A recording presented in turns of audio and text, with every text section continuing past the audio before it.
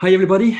It's Mike and Peter again. Mike is a lawyer, I'm a psychologist, and we talk about mental health and well-being in the legal profession. There's a term that people have started using, one that's been around for a while, but let's talk about it. It's called workism. What's workism? Well, it's when work turns almost like into religion, where work becomes all-consuming. You're in it, and you're so in it that there's almost nothing else. You just wonder, Mike, you've been in the legal profession for 20 years or something like that, if not more. I've been in business, I've been around over 40 years in various jobs and careers. And I have some personal experience of workism. It can take over. But what's it like in the legal profession, do you think, from your vantage point? Yeah, I mean, I think we probably used to call this being a workaholic in some sense. I guess We did. workism maybe sort of talks more about your identity getting wrapped up in your job. And I think it's interesting. I never really thought about it before, but the way people answer that question, like, well, what are you? Right? You don't say like I'm a dad or I'm a writer or you say I'm a lawyer, and rather than, well, I work as a lawyer. And I never really thought about the importance of that distinction. But I think definitely at certain times of my career, and I definitely see it in certain people. People really have work be a very central part of who they are, what their identity is. I mean, I guess I'm lucky. I have lots of side interests and side gigs, and maybe that's prevented that from happening too completely. But certainly, I think it's very easy for us to define ourselves, through our jobs. I think it carries with it prestige, right? You meet someone, you say, oh, I'm a lawyer. But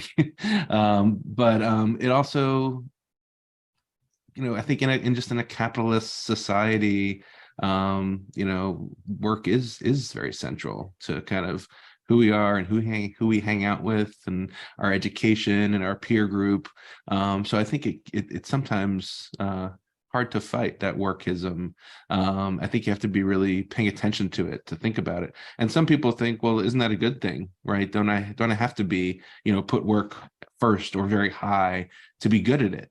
And is it really such a problem? Is this a bad thing?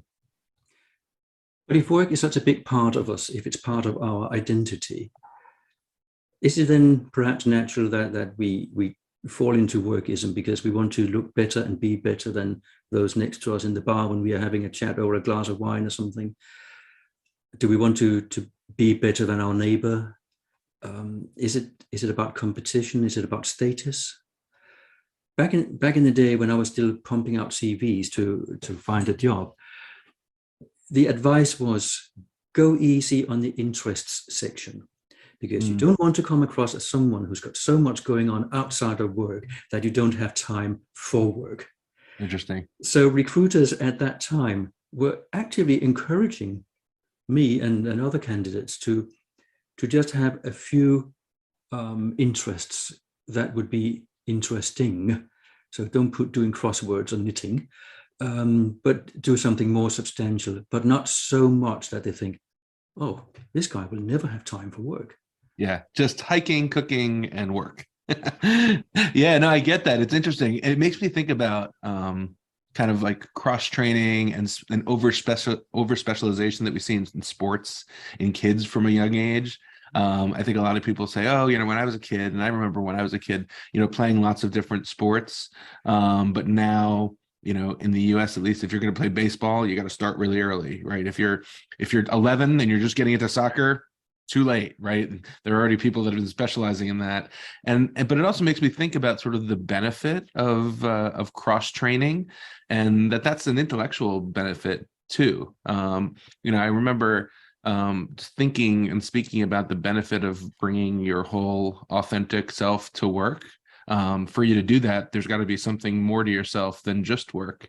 But I know for me, for a long time, I really enjoyed writing, and I wrote a lot through this website called the Goodman Project. I remember, especially when I was young, not wanting to share that with my work colleagues because I was afraid, kind of like in your example, they would say, "Oh, well, how come you're spending this time out of work doing this other thing? Why aren't you billing more hours at work?" But I think as I got older, I realized that that actually made me a better lawyer. It made me a better writer and a better storyteller, made me more comfortable speaking. And so I think I learned to see outside work stuff as a benefit, a side benefit, and not a bad thing. But I think maybe other people don't necessarily view it that way. Could it be then, Mike, that workism is something that happens as we grow and mature? So we start out young, we want to specialize in something, we want to be somebody. And then as we get older, we're more settled in the knowledge that, yes, I know this and I know that. I can add a few more things and think wide instead of narrow and specific. I don't know. But thinking about my own career, yeah, maybe. I'm first a translator and interpreter, which means I'm trained to be able to go wide. But my natural inclination, my natural skill was to go for technical translation. I didn't care much for the business or finance stuff. It was either going to be legal or technical. But then I switched completely, learned other things, project management, something I didn't know, but I thought I would be good at it. Then got my degree in psychology, then got my coaching qualifications, used all of that as a supply chain consultant. And I was never the specialist. And that was a problem for me for a long time because I was too much of a generalist for anybody to know where to put me. So we come back to the pigeonholes. Is it, are we going for workism, for just work, to fit into somebody else's definition of who we should be? Yeah, I mean, I think it's a great question. And I think the point about, specializing over time and getting deep into an area, that's something that's seen as beneficial. And so it might be a natural outcropping to sort of get more and more focused on work. I also think the reality of life is that it takes a lot of time and energy to be good at your job and to be, for example, my job being a lawyer, it can be all consuming if you let it very easily, right? You have to be good at doing the work, right? And that can take a lot of time and effort. And but then also, business development, like, well, I have to get clients. And so I have to go out there and do social things and talk about how I'm good at doing this work and how I like this work. And so it becomes, so your social life, you're also talking about your work. Well, what are you? I'm a lawyer, or I do Web3, or I do blockchain, or I do IP. And then before you know it, it's kind of everywhere. It's in your social life. It's the people that you socialize with who become your clients. And I think it just takes, it can be all consuming because I think we see, to be successful, it does take a lot of time and energy. And I think sometimes, we see like, oh, well, if I get off that train, right? If I stop and say, okay, well, I'm not going to go out in the evenings and socialize and do business development. I'm going to go home and spend time in my personal life and see people that have nothing to do with my work. Am I, oh my God, am I falling behind, right? Am I doing enough to keep up? And I think that's a very real thing. It is. And I think workism works differently for different people at different ages and different stages in the career. Yeah. I would say that I work probably harder now than I did when I was employed because of all the things you just mentioned. Well, that's business development. Oh, I'm also my own IT. I'm also my own marketing. I'm also my own everything. Right down to hoovering the floor.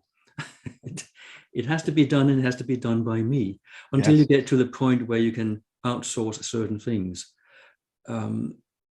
So for me, being self-employed, running my own business from my own home, is that who I am? No, it is what I do.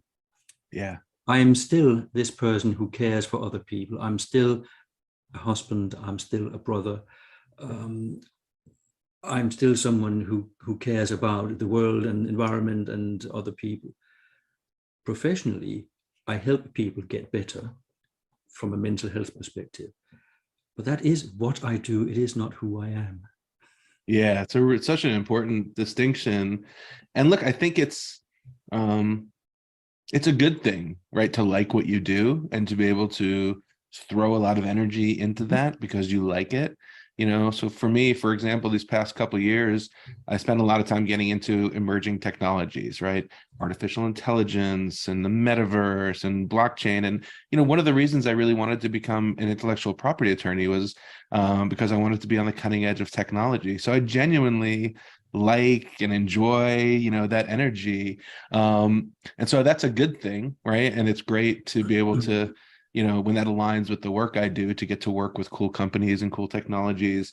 But it is really, I think you still have to be so intentional about boundaries, right?